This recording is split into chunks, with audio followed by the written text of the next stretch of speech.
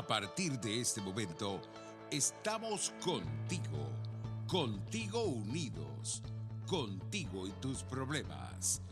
RCR presenta Contigo, María Corina Machado. RCR, contigo, María Corina Machado. María Corina, el momento llegó, Venezuela se unió, luchemos por la libertad. María Corina, Venezuela, Dios nos bendiga. Como todos los martes, es para mí un placer enorme, una gran oportunidad y una gran responsabilidad poder compartir estos minutos con ustedes por esta ventana de la libertad que es RCR. En la dirección general de RCR, Jaime Nestares, en la gerencia de producción, Ulises Calla, en la producción de nuestro programa, Justo Navarro, César Undía y Malala Nogales, y en el control José Gregorio González. Un beso enorme a Blen Guillén, cantautor venezolano, quien nos saluda todos los martes con su talento y su voz. Hoy tengo un programa del cual me siento muy honrada, voy a compartir con venezolanos insignes en sus respectivas áreas, y quiero tocar un tema de fondo.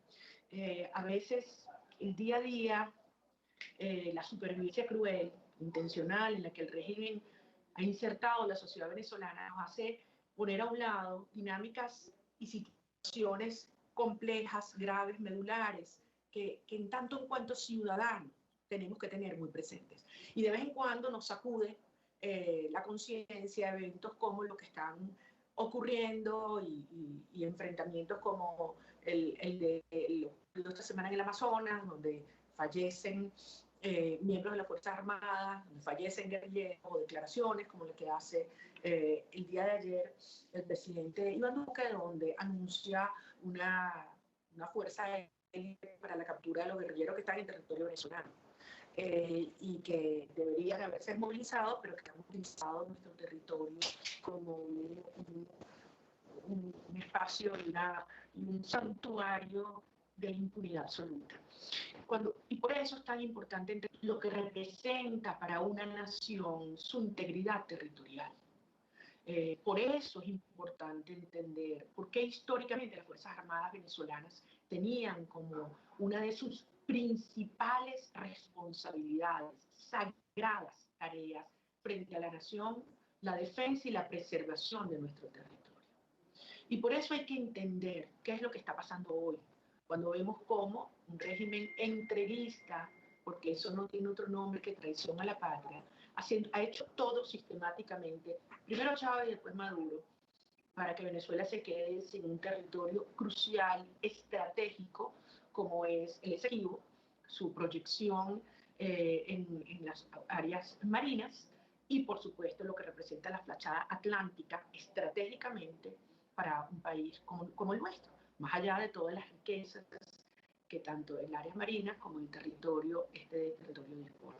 Estamos hablando de 159.000 kilómetros cuadrados que representan casi el 20% del territorio, que es obviamente un valor fundamental para Venezuela. Pero por otra parte, al sur de la nación, vemos que otro proceso igualmente dantesco, perjudicial para nuestra soberanía y para nuestra integridad territorial tiene lugar con la explotación brutal y el ecocidio que tiene lugar en las zonas mineras, mal llamado arco minero. Y esto es otro despojo del territorio venezolano, en este caso entregándoselo a los grupos criminales que están saqueando el país. Y eso está ocurriendo también, desde luego, en La Guajira, en la zona de Paria, incluso en toda la frontera y el corazón de Venezuela, grupos incluso armados que toman control de ciudades, como lo que estamos viendo en la Cota 905 o Petare, etcétera, etcétera. Entonces lo que estamos viendo es el desmembramiento del territorio ante una mirada impávida, yo diría cómplice, de ciudadanos militares que tienen el deber sagrado de defender la nación. Por eso, y en un tema tan complejo como este, más adelante vamos a estar hablando del tema de lo que está ocurriendo en la región de Guayana con un experto, conocedor del tema y geólogo, Noel Mariño, que está allá, además lo está viviendo porque vive allí. Pero arrancamos con un tema medular, un tema que además yo siempre consideré, cuando fui diputada, que era mi deber defender y alertar, que por supuesto, el valor estratégico del Esequibo como territorio venezolano. Para eso vamos a hablar con una persona a la cual yo le tengo un enorme respeto, un gran cariño, que es el doctor Asdrúbal Aguiar.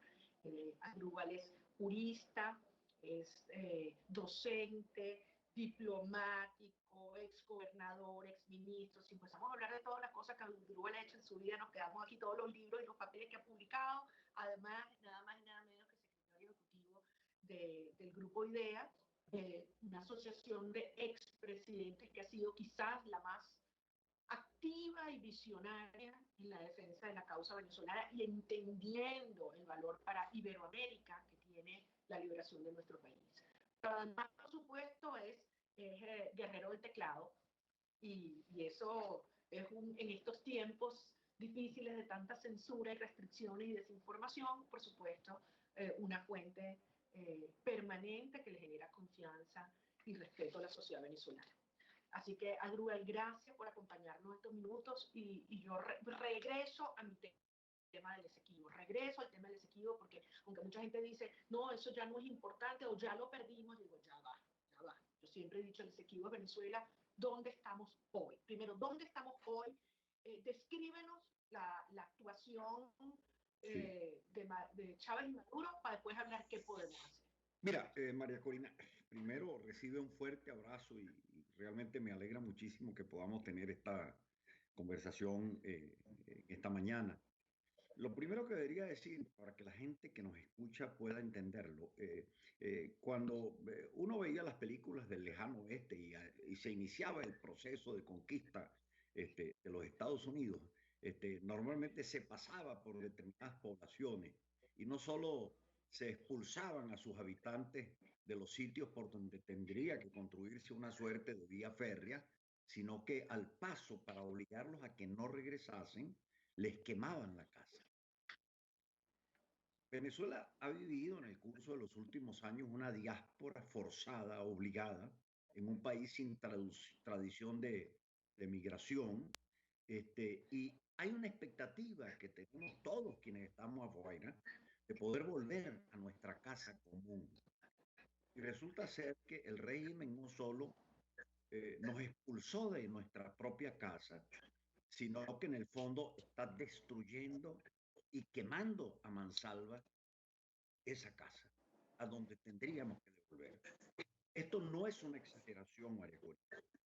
Tú lo sabes muy bien, en la zona del occidente hemos perdido nuestra soberanía, nuestro ejercicio jurisdiccional, al haberse entregado toda la zona occidental al movimiento narcoguerrillero colombiano. Allí está bajo control de estos movimientos y esas realidades políticas y humanas que se encuentran a lo largo de nuestra frontera, más de 1.200 kilómetros. En la zona sur de Venezuela, referidas al arco minero del Orinoco, son más de 112.500 kilómetros cuadrados.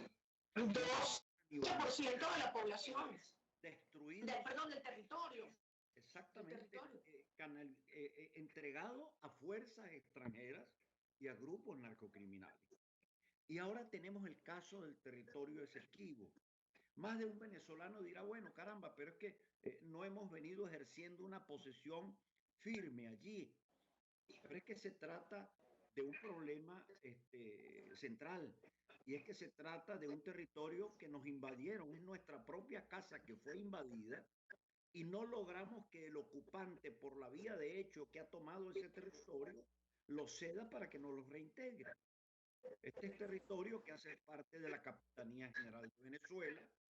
Debo decir para quienes nos escuchan que los holandeses y los ingleses tuvieron un pequeño territorio en la zona que se conocía como Demerara y Berbice, que se les entregó en 1648 en la zona más allá del Esequibo. Y Gran Bretaña progresivamente trató de extender la línea porque le interesaba estratégicamente quitarle a Venezuela las bocas del Orinoco. O sea, llegar hasta el Orinoco era lo que esos tipos se proponían, o sea, quitarnos hasta llegar hasta Upata. Simón Bolívar asume esto como una tarea existencial durante el proceso de formación de la Gran Colombia y le pide al embajador Revenga que presente la queja ante los británicos.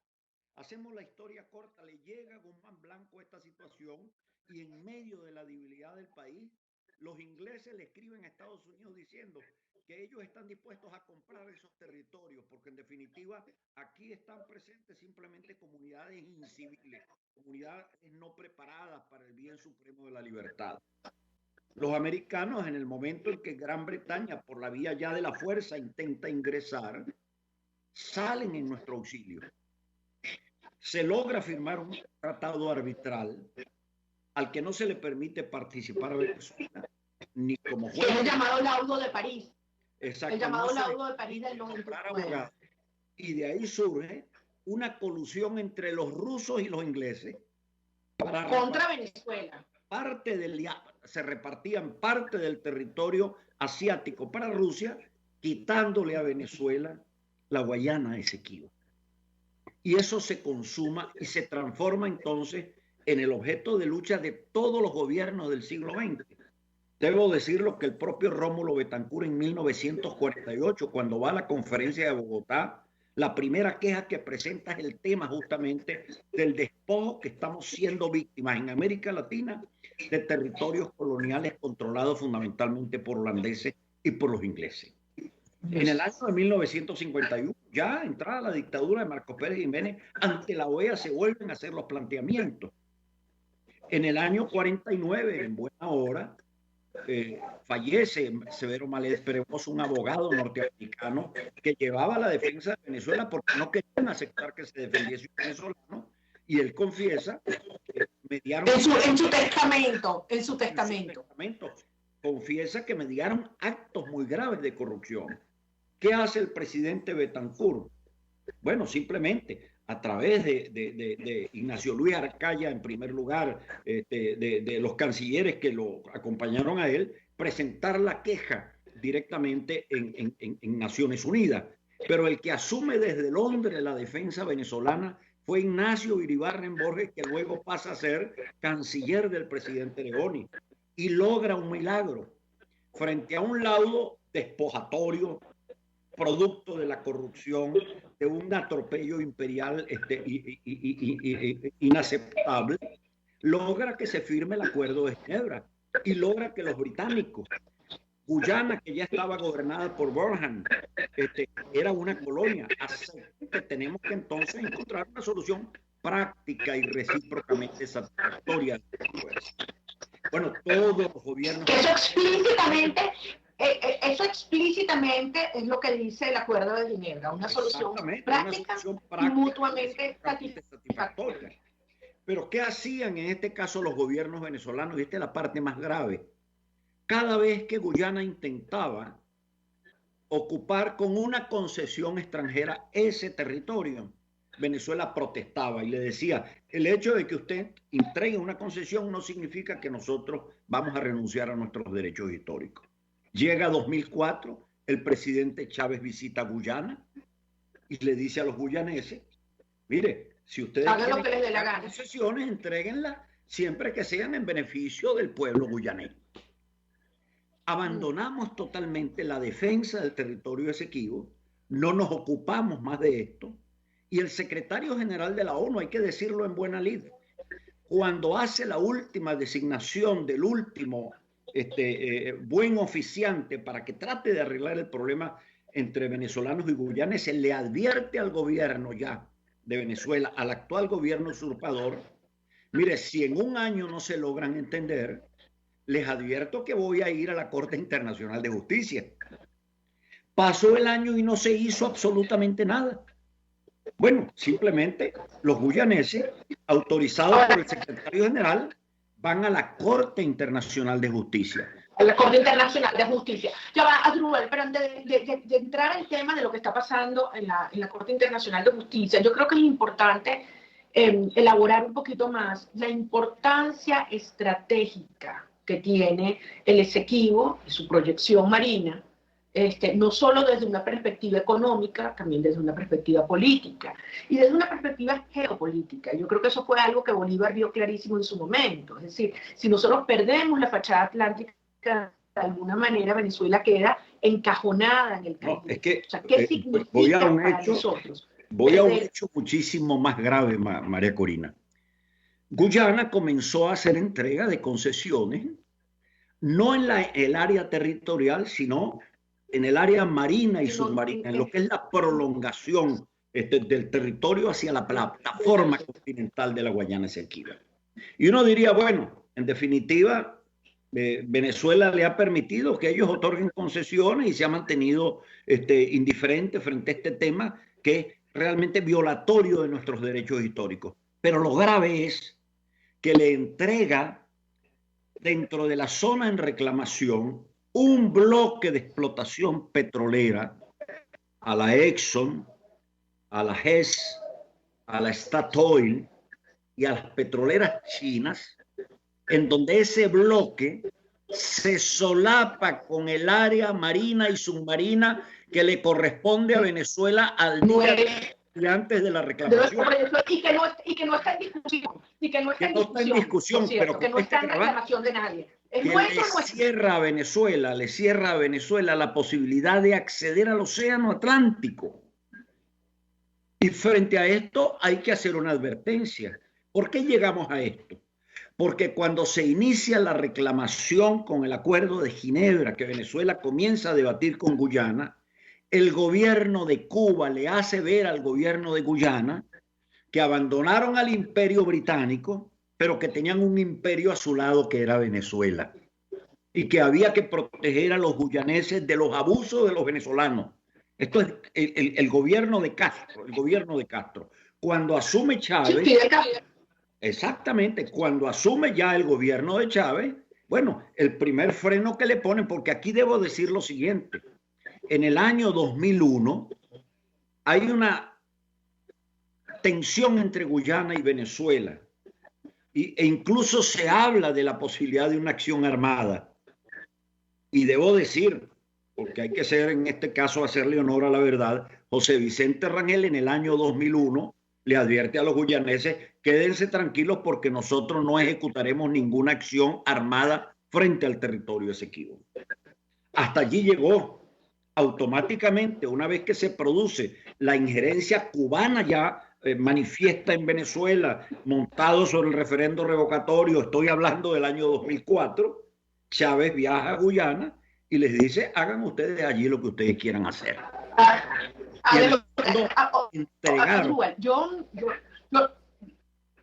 Y lo entregaron. Yo creo que esto es muy importante, porque una cosa es les topel, es decir, la quiesencia, el haberse callado la boca. Así es. Yo estoy convencida de la responsabilidad y la intencionalidad del régimen chavista en la entrega del Esequibo va mucho más allá en unos elementos como el que tú mencionas. Los vínculos con el castrismo y las instrucciones de Castro al respecto, y dos, la pretensión de Chávez de ganarse el CARICOM para sus votos y sus operaciones de legitimación. Entonces, en función de eso, a él no le importaba desintegrar el territorio venezolano, así como le entregó una parte a las bandas criminales, a cambio de tener algún tipo de, digamos, complicidad regional para sus otros abusos. Yo recuerdo, siendo diputada, yo recibía muchísima información de lo que estaba ocurriendo en la Marina, etc. Y en varias oportunidades, la Armada, que tenía históricamente una jamás interrumpida de patrullaje en la zona, por órdenes de Chávez y después por órdenes de Maduro, tuvieron que paralizar sus procesos de patrullaje. Es decir, regresarse y no hacer su trabajo por órdenes expresas de Chávez y de Maduro. Entonces, evidentemente, aquí hay una responsabilidad directa del chavismo en la entrega del territorio. Ahora, hay un hecho, más allá, María Corina, la responsabilidad de las Fuerzas Armadas. Pero hay un hecho importante que hay que subrayarlo. más allá de las consideraciones jurídicas o políticas que uno pudiese hacer con relación al traslado ahora de la cuestión a manos de la Corte Internacional de Justicia, que es un tribunal que goza de prestigio universal, que lo integran juristas fundamentalmente no políticos. Lo único que no podía hacer Venezuela frente a esto era ausentarse o quedarse en silencio. Porque si Venezuela consideraba que claro, no era... algunos han alegado exactamente que la Corte Internacional de Justicia no tiene competencia sobre esta disputa, en vista de que precisamente el Acuerdo de Ginebra dice que debe ser una solución mutuamente acordada. ¿Cómo nos pone eso en este momento? No, es que mira, te pongo para que la gente lo entienda categóricamente en términos muy elementales. Supongamos que en Venezuela vivimos en una democracia absoluta y que está funcionando la justicia con independencia. Y en determinado momento llega una acción ante un tribunal y nosotros desde afuera, que somos los afectados por esa situación que se está llevando en un tribunal, decimos, caramba, pero ese juez no es competente. ¿A dónde tengo yo que ir a hacer mi alegato? ¿A la prensa? ¿A la opinión pública? No, voy al tribunal y le digo, señor juez, usted no es competente y estos son mis alegatos justamente para que usted se convenza de que usted no es competente para conocer de este tema que tiene que ver con la delimitación terrestre con Venezuela y Guyana. Venezuela se ausentó. Al final la Corte decidió, porque esa era una posibilidad que jurídicamente estaba abierta en el Acuerdo de Ginebra. Esto sí lo digo con toda la formalidad del caso, porque el Acuerdo de Ginebra señala que le corresponde al secretario general, una vez que está autorizado por Guyana y Venezuela, seleccionar los medios de solución. Y hay una cosa que se le olvida a muchos, que en el sistema interamericano hay lo que se conoce el sistema entubado. Uno tiene que ir primero a una negociación, a una investigación. Si no funciona, va a unos buenos oficios. Si no funciona, va a una mediación. Si no funciona, va a una conciliación. Y va agotando la escalera. En el sistema universal, desde el momento en que se fundó, en 1945, rige el principio de libre elección de los medios. Vale decir que uno puede saltar de una negociación a un arbitraje o de una conciliación hasta la posibilidad de la Corte Internacional de Justicia. Eso estaba planteado. Bueno, al final pasó, sí pasó. ¿Qué hace Venezuela responsablemente como nación defensora de sus intereses? Acudir ante la Corte y hacer sus alegatos. No los hizo Venezuela. Como Venezuela no los hizo la Corte, por ahora lo que ha dicho es lo siguiente: señores de Venezuela, hemos decidido que sí vamos a conocer, pero le queremos hacer una advertencia a Venezuela.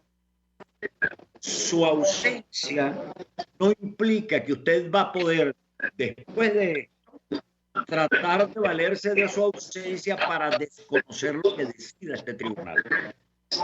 Entonces, ¿qué es lo que le corresponde a Venezuela? Venezuela tiene argumentos muy sólidos para controvertir el acto de 1899. Primera fase. Si en ese caso se llegase a aceptar la tesis venezolana, anulado el laudo, la Corte ha dicho en su propio fallo que pasaría eventualmente a conocer de la delimitación entre Venezuela y Guyana. Y aquí viene una gran duda que algunos juristas dicen, bueno, pero es que la Corte Internacional de Justicia no puede resolver un tema que tiene que ser resuelto amigablemente. Esto es relativo. ¿Por qué razón? Porque resulta que la Corte conoce de derecho. ¿Y dónde está el derecho que permite la solución amistosa? El derecho está en el Acuerdo de Ginebra. ¿Y qué es lo que está aplicando la Corte? Un tratado que es jurídicamente vinculante, es el Acuerdo de Ginebra, es una fuente normativa. Entonces, tendrá que encontrar una solución que sea ex aequo et bono, vale decir, conforme a la equidad. Pero la primera vez Pero la primera pelea, María Corina, tiene que darse ¿en qué plano? Convencer a la Corte de que ese laudo es nulo, porque si la Corte llegase a decir que ese laudo es válido, se acabó el debate. Sí, ahí perdemos todo. Ahora, no, perdemos todo. Ahora, Asdrúbal, lo que no resulta alentador para los venezolanos, para ningún ciudadano venezolano, es que este régimen que de manera sistemática, porque o sea, son unos incapaces, son unos incompetentes, son unos ladrones, pero además en este caso hubo intencionalidad. Chávez sabía lo que estaba haciendo. Maduro sabía lo que estaba haciendo. ¿Por qué creer que van a hacer una defensa efectiva? Entre otras cosas, han contratado unos abogados que de este tema no tienen una buena, en materia antimítrofe no tiene una buena, digamos, track record, referencia. O sea, el señor Antonio Remiro Brotons, que es quien contrata, fue quien defendió a Bolivia, ¿no? Y sabemos los resultados en su disputa, en su controversia con Chile. Entonces, no tienen los abogados adecuados, son culpables de esto. ¿Qué podemos hacer los ciudadanos a los efectos de preservar un territorio y un derecho que, como tú dices, sí.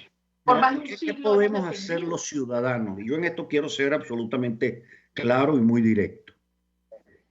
El régimen usurpador que está allí de facto, pero que tiene de facto la representación de las relaciones internacionales de la República, tiene no solo en lo actual, sino como compromiso histórico, defender bien y de buena fe a Venezuela y sobre una base pragmática.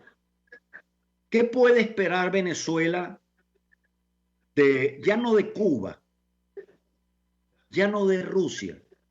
¿Qué puede esperar de las grandes potencias cuando las grandes potencias están coaligadas a través de sus empresas petroleras para el usufructo de las concesiones que les ha dado Guyana? ¿Qué significa esto? Pongo un ejemplo, esto es un ejercicio. Si mañana Estados Unidos dejase de producir petróleo por sus compromisos ambientalistas, se incorpora al Tratado de París, deja de mantener relaciones energéticas con Canadá, tiene que volver a importar petróleo, ¿cuál es la fuente segura que va a encontrar Estados Unidos? ¿Venezuela o Guyana? Quedaríamos al margen del camino.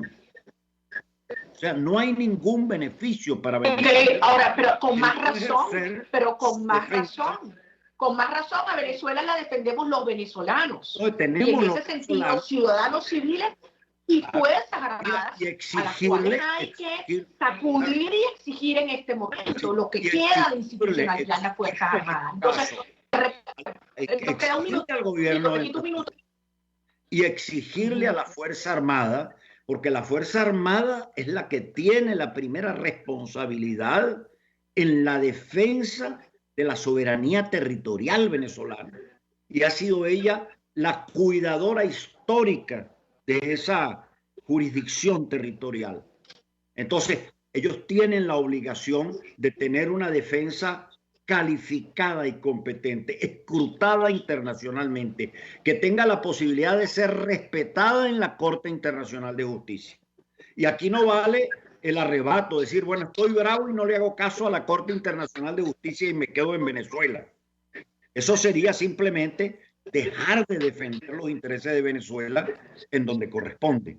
Así que este es un tema, y lo vuelvo a presentar en términos coloquiales, María Corina, esa es la casa común nuestra.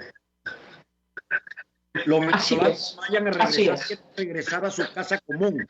Y resulta que cuando regrese, resulta que la casa no existe porque fue repartida, fue liquidada. No existe, la entregaron.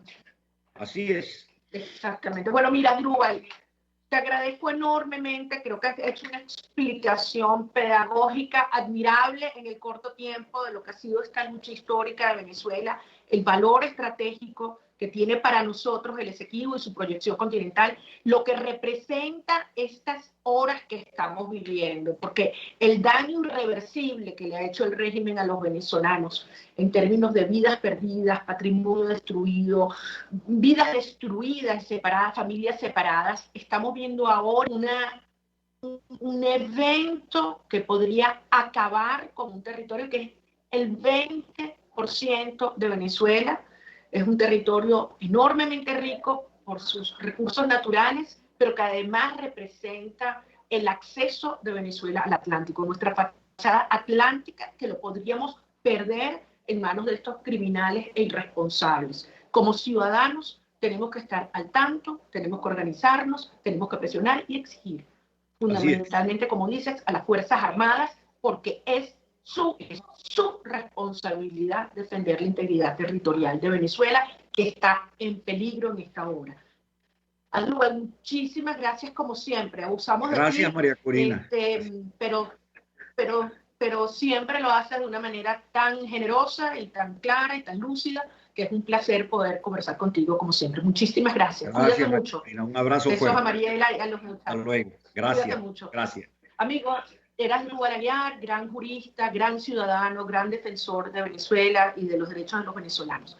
Vamos a una breve pausa. Al regreso seguimos hablando del tema soberanía, territorio. Y ahora vamos a hablar de lo que está ocurriendo en la zona minera, una zona de una diversidad ecológica única en el mundo, y que estos criminales están destruyendo lo que ha costado milenios establecerse allí, en su avaricia y en su saqueo. ¿Qué está pasando en Guyana? SOS Orinoco, SOS Guyana, es lo que miles y miles de venezolanos aquí alrededor del mundo elevan su voz. A la vuelta vamos a estar hablando con otro gran venezolano, Noel Mariño, desde precisamente la zona de Guayana. Ya regresamos contigo.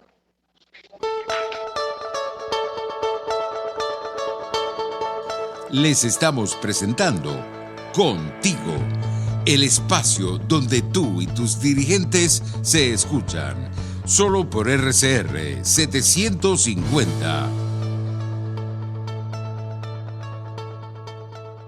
Puedes seguirnos en nuestras redes sociales, en Twitter, @RCR750, la radio que se ve. ¿Te imaginas unos deliciosos y súper cremosos helados libres de azúcar, libres de lácteos, libres de huevos, libres de gluten, libres de pulpas? Te lo tengo.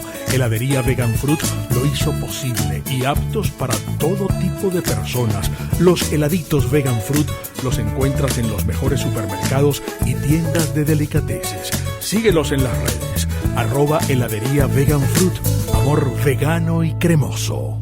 Mis amigos, quiero hablarles de Dilab Biodiagnóstica, un nuevo laboratorio clínico con un concepto original. Además de estar dotado con los equipos de la más reciente tecnología y el personal de más alta calificación, Dilab Biodiagnóstica te ofrece ambiente y trato amables y los precios más económicos en todos tus exámenes de laboratorio. Pide tu cita en el 0212-945-5788. Dilab Biodiagnóstica, precisión y confianza en laboratorio clínico. RCR 750 AM, porque lo bueno une.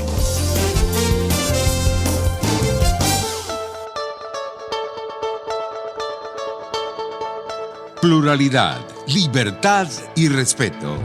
Estás escuchando Contigo, solo por RCR 750.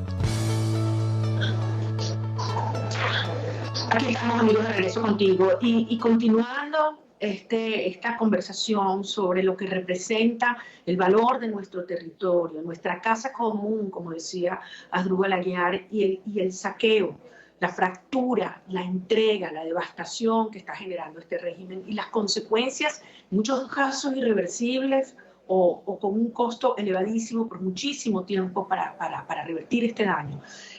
No podemos no abordar la urgencia que representa lo que está ocurriendo en la zona minera del Estado Bolívar. Miren, el Estado Bolívar es una de las regiones que tiene mayor diversidad biológica en todo el mundo.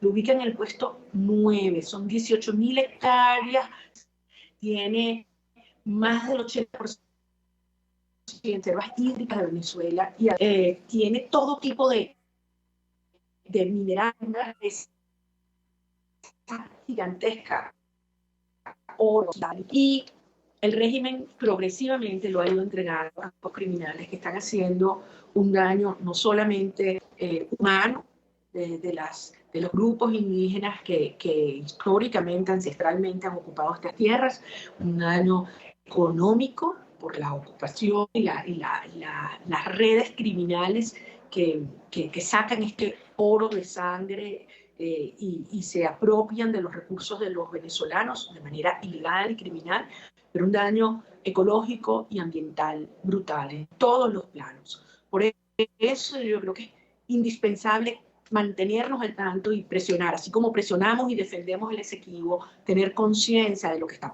pasando en Guayana. He querido conversar hoy con un venezolano que le dedica a eso su vida, pero además está allí, en el corazón de Guayana, en el corazón de Bolívar, que es Noel Mariño.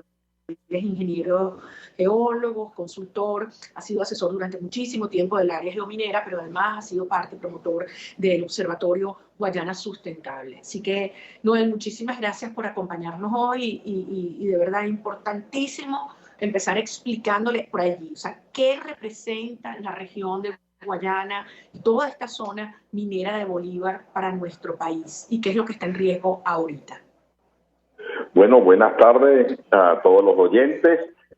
Bueno, como dijo María Corina, desde Guayana estamos en el propio sitio de los acontecimientos y queremos dar una explicación como buen testigo de las cosas que están sucediendo aquí y cómo podemos en un momento dado tomar conciencia de todo lo que uno expone.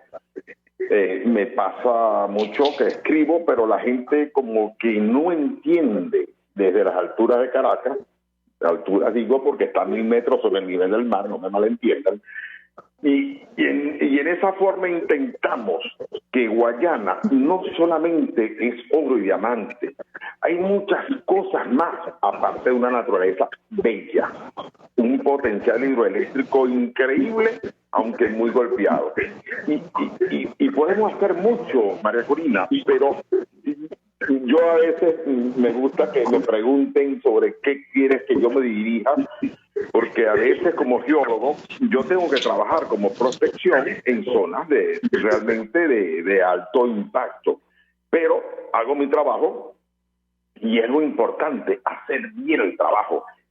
Creo que antes de comenzar por lo menos a dialogar, yo siempre aclaro un punto, ¿qué es minería? ¿Y qué es extracción ilícita o extracción incontrolada? Porque yo siempre les digo a los alumnos, no por algo los mineros estudian 5 años, no por algo los geólogos estudian 5 años. Es para aplicar una serie de conocimientos para beneficio tanto de la comunidad, el país y lo más importante, que a veces me señalan o nos señalan, para hablar en plural, de que somos ambientalmente ecocidas. No, la minería bien llevada, el concepto minería responsable con buenas prácticas mineras es el elemento que debe prevalecer. Ahora, si no hay elementos legales, no hay elementos técnicos y no hay elementos ambientales, caemos entonces, y por supuesto, hay ausencia de Estado, hay extracción ilícita, que son dos términos y dos conceptos totalmente opuestos. ¿Me hice entender? Explíquenos entonces la extracción ilícita que está ocurriendo en esta zona, que además tú has dicho claramente que no se debería llamar arco minero, que es un nombre que inventó el chavismo, ¿no? ¿Cuál es la magnitud de lo que está ocurriendo allí, Noel? ¿Y cuál es el daño que se le está haciendo a todo el ecosistema y a la biodiversidad de esta zona? Mira, el daño, yo lo veo, yo estoy de acuerdo con el planteamiento y por eso lo defiendo.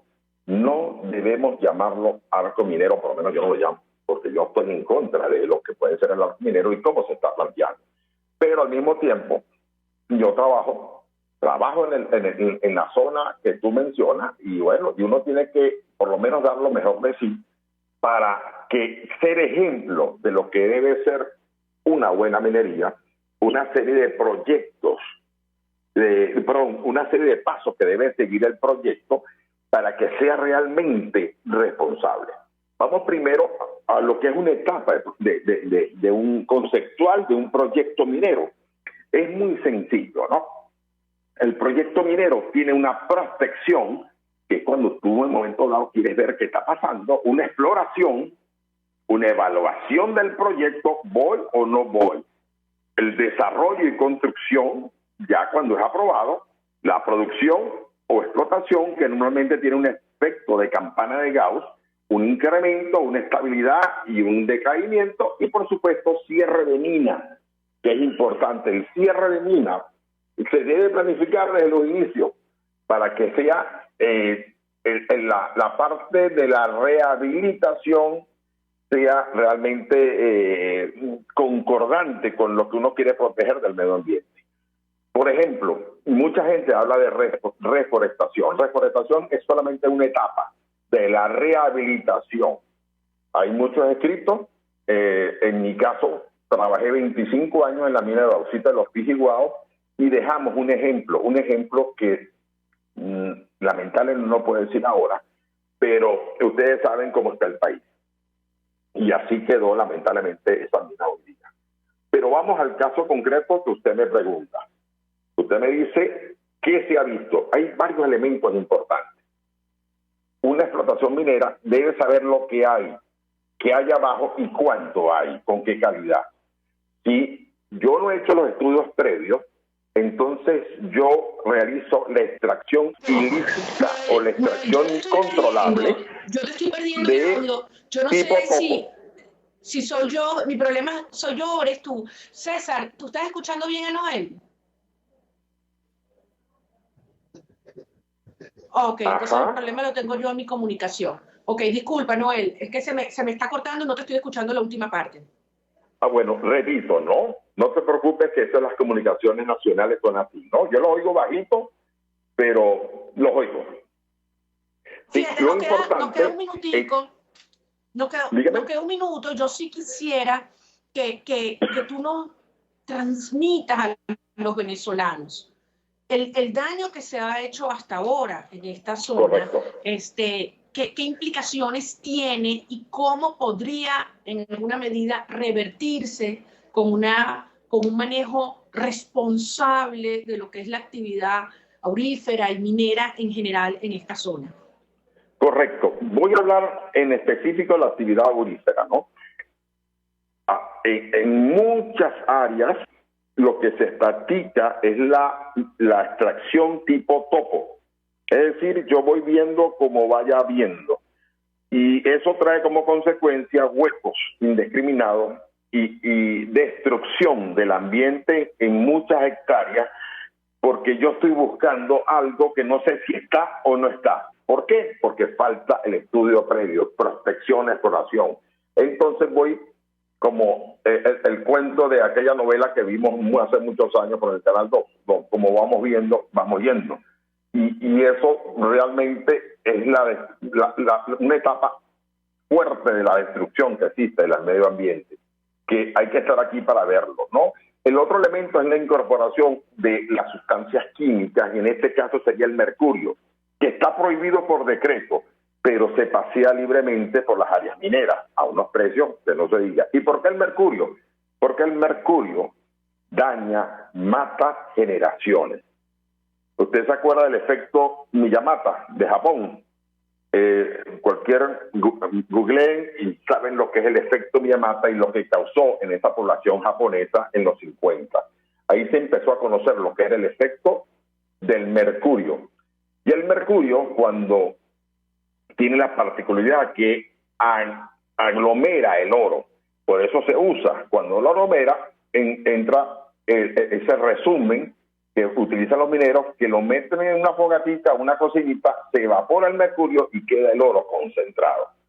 Ese vapor de mercurio, de mercurio, va a la atmósfera y a todos los que están cercanos los va contaminando. El mercurio, cuando usted se le incorpora al cuerpo, no se disminuye.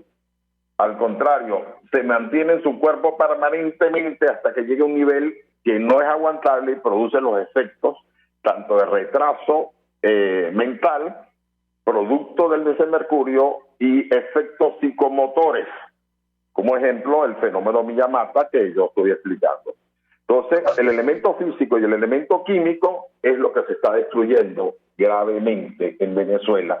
Y para regenerar pasarán generaciones, porque la naturaleza es sabia, siempre se regenera, una más temprano, otra más tarde, pero en nuestro caso pasarán generaciones para lograr realmente tener una Guayana como la que recordábamos al principio de los 70, 80.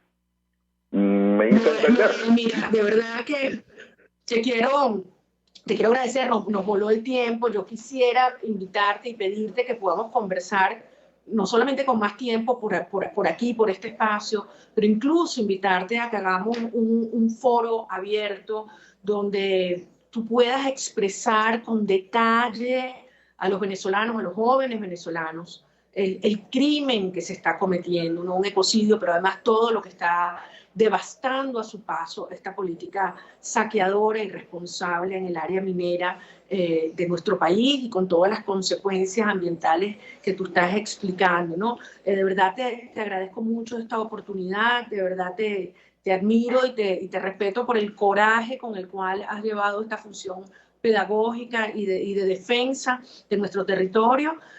Bueno, cuídate mucho, sigue adelante y bueno, prométeme que hablamos muy pronto y continuamos elaborando y explicando en detalle esta situación urgente e inaplazable que está devastando esta zona crucial de nuestro país.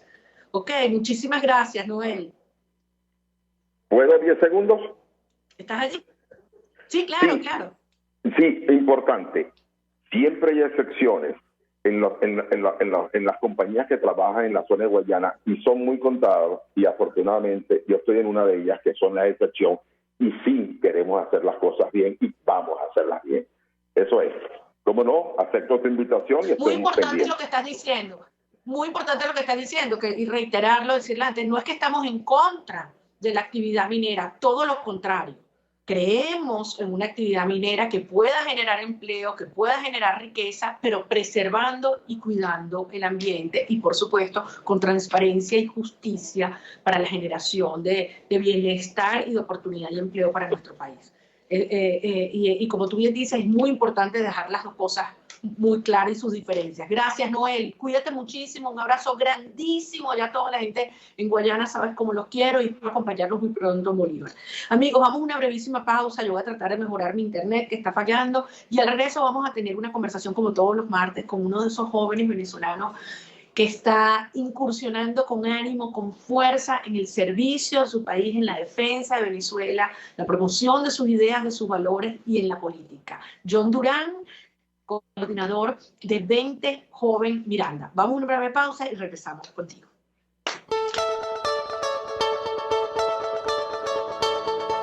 Les estamos presentando Contigo, el espacio donde tú y tus dirigentes se escuchan, solo por RCR 750.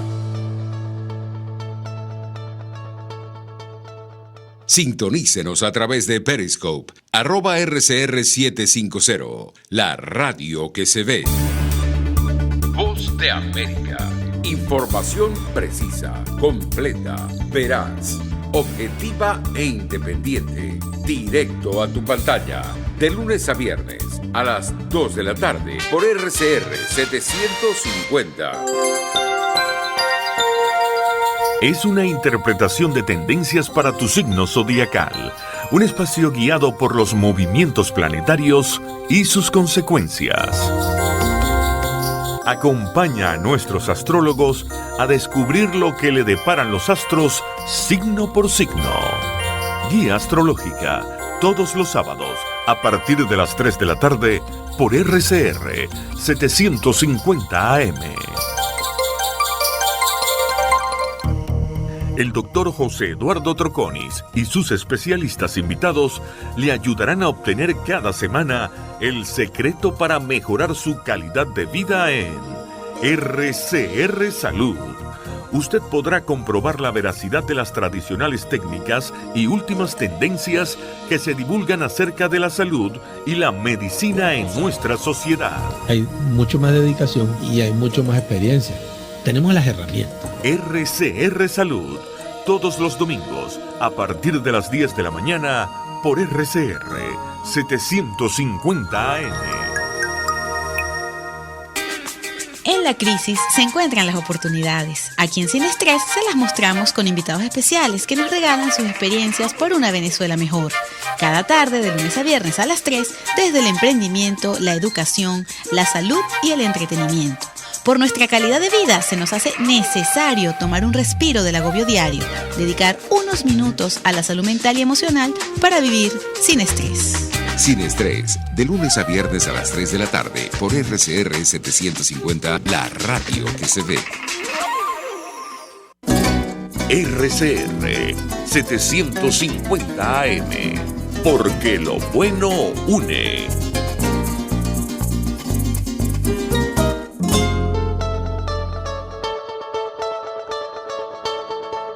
Pluralidad, libertad y respeto. Estás escuchando Contigo, solo por RCR 750. Aquí estamos, amigos, de regreso contigo, y a mí me encanta esta parte de mi programa cuando nosotros podemos conversar con chamos increíbles, muchachos que son súper destacados en sus respectivas carreras, con enormes oportunidades en muchísimas cosas, con gustos diversos, etcétera, y a pesar de lo mal que se puede hablar de la política, y yo reconozco que yo hablaba muy mal de la política mientras iba creciendo y decía que lo último que iba a hacer era dedicarme a la política, hoy ven en ella, en este oficio, en esta actividad, una posibilidad de cambiar vidas y de hacer una nación mejor y un mundo mejor.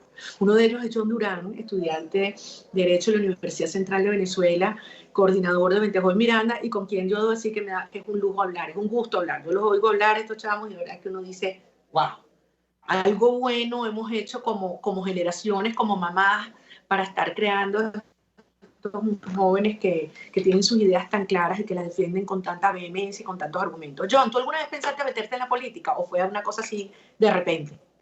¿Qué tal, María? Bueno, primero agradecerte por el espacio. Mira, sí, mi familia me cuenta que desde pequeño yo decía que quería ser presidente de la República y llegaba siempre molesto a casa de mi abuela porque decía que yo iba a tumbar a Chávez.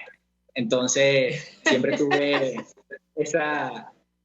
como ese amor por lo público, por el servicio, y siempre me gustó la carrera de Derecho y conectarlo con la política. Entonces, siempre tuve ese sueño desde pequeño. Y o sea, que sí te imaginaste en una vida partidista. ¿Y cómo terminas entonces en 20? O sea, ¿cómo llegaste? ¿Por qué 20? ¿Cómo fue eso? Bueno, fíjate, cuando inicié la universidad, que empecé en la dirigencia estudiantil, o intentaba hacerlo al menos, no me veía aún en una disciplina partidista.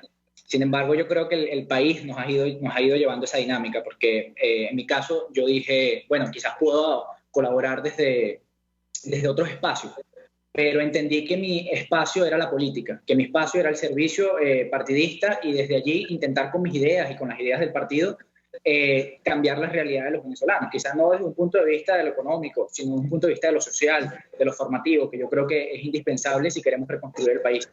¿Y por qué 20? Bueno, yo creo que 20, creo que sobran las razones, y lo he ido demostrando por la coherencia, por sus ideales, por los principios y valores que demuestra constantemente la institución. Yo soy una persona que cree en que las instituciones deben ser como 20 Venezuela. Y eso me fue enamorando del partido, y bueno, hoy estoy aquí haciendo o aportando mi granito de arena para que el partido siga creciendo y para algún día poder ser parte del cambio y de la transformación de Venezuela. Claro, porque al final hay mucha gente que dice, bueno, los partidos lo que quieren es llegar al poder. Y digo, claro, llegar al poder para transformar, y en el caso de los liberales, paradójicamente, para limitar el poder. Y eso es ahora yo te pregunto, ¿tú encuentras en los chamos de tu edad que el chip socialista está tan metido como podía haber sido nuestra generación, que fueron décadas y décadas de un Estado sobre todo poderoso? ¿O tú sientes que las ideas que planteamos de un mercado abierto, economía abierta, la promoción del un Estado chiquito, una sociedad rica, eso está allí, digamos, un campo fértil en los chamos de tu edad y en tu generación? Mira, María, yo siempre cuento una anécdota que viví en Ojo de Agua, una comunidad de Baruta, cuando uno era coordinador del Estado. Fuimos a hacer un torneo deportivo con los chamos del barrio. Y me quedo con una frase que me decían: yo lo único que quiero es crecer, graduarme y trabajar para obtener lo mío. Y yo creo que no hay nada más importante para un liberal que el individuo entienda que uno puede valerse por sí mismo, que el Estado limitado solo debe crear condiciones para que la vida en sociedad sea mejor. Entonces, yo sí creo que la sociedad venezolana y en específico la juventud ha cambiado muchísimo. O sea, somos muy distintos a como éramos cuando inició el gobierno de Chávez. Somos completamente distintos como éramos hace 60 o 40 años, donde la izquierda prevalecía ideológicamente en Venezuela. Entonces, yo sí creo que se está abonando un terreno que, como bien dices tú, va a ser muy fértil, porque el simple hecho de que no solo personas, sino que muchos jóvenes que conozco, que son valerosos también, que es muy loable lo que están diciendo, creen en las ideas del liberalismo y creen en que, a pesar de esa paradoja que existe, de que el liberalismo busca limitar el poder, hay que conseguirlo, pero hay que limitarlo, saben que es una posibilidad de mejorar las cosas de verdad en nuestro país. Entonces, yo creo que hay mucha esperanza en ese sentido. Sí, no, y yo sí creo, John, que de alguna manera nos ha costado tanto, hemos invertido tanto en la defensa de ganarnos la libertad y en entender dónde han estado, digamos, históricamente los errores, quizás algunos por acción, otros por omisión, de no involucrarnos en el servicio público, que ahora los muchachos de tu generación tienen una visión totalmente distinta, ¿no? ¿Qué le dirías tú a un chavo que quizás está pensando en irse o en tirar la toalla o que le da como un poco de aprehensión, y con razón, acercarse a partidos políticos en nuestro país? Sí, el tema, María, es que siempre nos han dicho que el político hace política porque quiere robar o porque quiere estar mejor. Yo creo que ese cliché hay que desmontarlo. Y mira, yo creo que lo más importante como joven es preguntarse qué es la juventud. Y yo creo que la juventud es la época de construir cimientos. Yo creo que cada poquito de concreto que se vaya echando en esas bases, en donde uno va a edificar su edificio, vale la pena, porque son pequeños cambios que van a lograr grandes transformaciones en la sociedad. Y yo sé que la desesperanza, la falta de poder tener las cosas que para un individuo son básicas, puede a veces tenernos contra la pared. Pero yo creo que siempre que exista la posibilidad de que un venezolano tenga fe en el cambio, en la libertad, creo que vamos a poder seguir adelante y que creo que vamos a poder reconstruir el país, que es lo más importante, llegar a lo que tenemos que abocarnos como juventud. Porque no es solo responsabilidad de ustedes, de los liderazgos que llevan más años en esto, es responsabilidad de nosotros, porque nosotros hemos querido asumirlo como tal. Y yo creo que no hay nada más importante que seguir construyendo sus cimientos y de que cada joven se pregunte eso. ¿Cómo puedo aportar a mi país? No, yo creo que lo que ustedes están haciendo, Mente Joven, la formación, el debate, el contraste de ideas, además, digamos, del trabajo en la calle, organizativo, de activismo, de denuncia, movilización, de irreverencia, es fundamental. Y de verdad que se están forjando como líderes y futuros servidores públicos de una Venezuela que vamos a reconstruir juntos y que, como tú dices, también tendrá esa nación unos cimientos republicanos, éticos y liberales muy sólidos. De verdad te felicito. John, mira, ¿y tu casa qué dice tu mamá?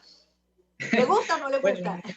Mi mamá siempre ha tenido un poco de recelo con respecto al tema de la política, porque le da un poco de miedo, pero creo que mi familia siempre me ha apoyado. Bueno, monté el flyer en mi estado de WhatsApp y casi todas mis tías y mis familiares lo colocaron en sus respectivos estados de WhatsApp. Un saludo a todas las tías de John. Tengo muchas. Pues tienen que estar súper orgullosas. Yo lo estoy. De ti y todos estos jóvenes que, además de dejarse sus estudios, de sus emprendimientos, están estudiando, debatiendo, formando, organizando, construyendo nación y preparándose para servir a Venezuela. Y obviamente enfrentando una tiranía con coraje, llamándolo por su nombre, sin claudicar, sin bajar la cabeza y demostrando una convicción y a veces una lucidez mucho mayor que gente que tiene mucho tiempo en estos temas. Así que sí, te felicito, John. Gran trabajo, chamo, de verdad. Y ya bueno, todos los chamos estudiantes ya saben por dónde te contactan. ¿Cuál es tu Twitter o tu Instagram? Mi Twitter y mi Instagram es @JohnDuranL. Okay. En Instagram y en Twitter. Dale, pues buenísimo, John. Me encanta verte. A ver cuándo nos encontramos personalmente y seguimos en el trabajo de la formación. Cuídate muchísimo y mil bendiciones para ti y tu familia, a todos los venezolanos que nos están escuchando aquí alrededor del mundo. Esta es la hora de construir, de organizar, de seguir, de hablar duro y jamás cansarnos. Aquí nadie tira la toalla. Sabemos cuál es el camino, por allí avanzamos. Y vamos a liberar a nuestro país y construir una Venezuela de que nos sentiremos muy orgullosos, donde tú y todos los chamos de tu generación tendrán tanto que aportar y tanto que construir. Gracias, John, te felicito. Buen trabajo. Sí, gracias a ti, María. Un placer. Miranda, los quiero mucho. Cuídense mucho. Dale. Y ustedes, amigos, hasta el próximo martes contigo. Cuídense mucho. Dios los bendiga. Chao. RCR presentó Contigo, donde la pluralidad de pensamiento confluye. Solo por RCR 750.